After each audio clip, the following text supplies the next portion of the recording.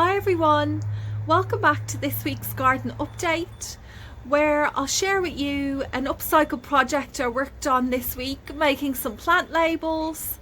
We'll check out some flowers that are in bloom, although there aren't really that many at the moment being the middle of winter, but whenever I do see a colourful flower it brings a smile to my face. Plus I'll chat to you a little bit about growing rhubarb. And some of you may notice that this week's garden update is a little bit shorter than normal.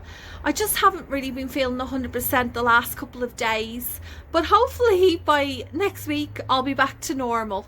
So please just sit back, relax and enjoy. I did a bit of upcycling this week where I cut up this tub. I made a bird bath, which I haven't completely set up yet, so I'll show you that next week. But I also made some plant labels with this.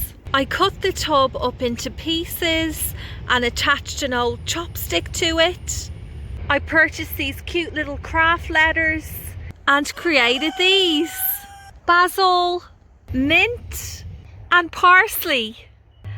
I just need to finish them off with some type of varnish so that they'll last longer for me in the garden.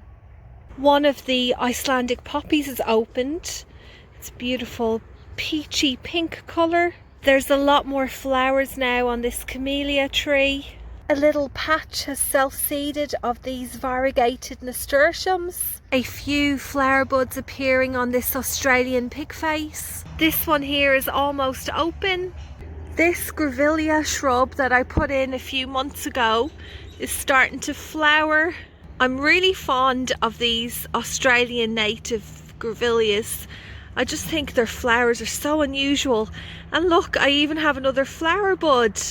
I'm quite pleased with how well this Pride of Mandaria has done after I gave it quite a severe cutback. And I noticed this week that there's lots of flower buds. So it looks like I may have another beautiful display of these flowers in spring.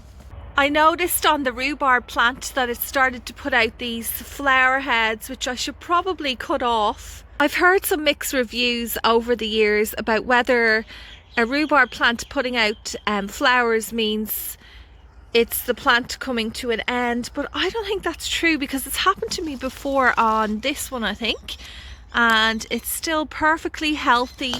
It's even starting to put out some new shoots there. If you've never grown rhubarb before, I'll just tell you a few little things about it. So it's actually a perennial vegetable and we eat the stalks, which are these thick red pieces here. With the foliage, that's poisonous, so you don't go near that at all. I have two plants here, but over the years I have bought many rhubarb plants and they've all died on me.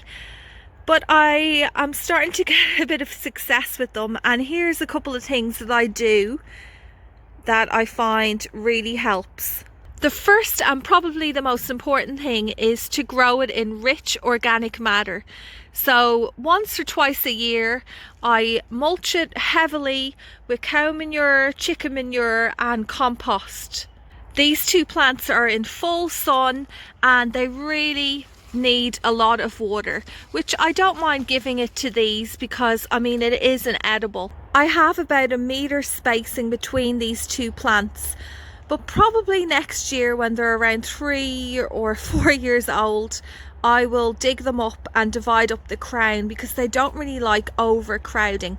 But for the moment I'm happy for them just to sit here. They seem pretty healthy and lush. I was just about to break off a stem and look what I spotted. There's a little caterpillar there. Okay, I've come over to the other one. So to harvest these, I just grab them firmly by the base of the stalk and kind of wriggle it back and forth. And they seem to come out easy enough, just like that. I don't really do anything terribly exciting with this rhubarb. I chop it up and stew it. You can add it into jams and into pies as well. It's a little bit tart, so I do have to add a couple of tablespoons of sugar when cooking with it. The garden bed out the front that I showed you a couple of weeks ago is doing really well. I still haven't got around to putting a frame up for these broad beans, but I still have a bit of time to make it because the plants are quite sturdy at the moment. I'm being a little bit impatient with this rainbow chard. I cannot wait for them to get larger so we can see their beautiful coloured stems. I just picked a few of the small leaves off there. Orange, yellow, plus pinks and reds. I also put in some Mizuna in here, which is a Japanese heirloom. You notice that its foliage has these serrated edges. I use this in salads. It has a very mild mustard flavour. Just picked this leaf from the back garden, which is a red Mizuna. It's a hybrid, I believe. It has a similar flavour, but I love its purple foliage in the garden. I purchased a couple of berry canes, some red currant and raspberries. I don't really have any room ready for them at the moment, so what I'll do is I'll just pop these in a couple of pots until probably nearer spring, and then I'll plant them out somewhere. I did buy a couple of berry plants last year, but I ended up killing them. I just didn't give them enough attention, so this year I'm hoping to make a bit more of an effort and try and get some berries to harvest. That's about it for this week. Thank you so much for watching, and I'll see you all again next Friday.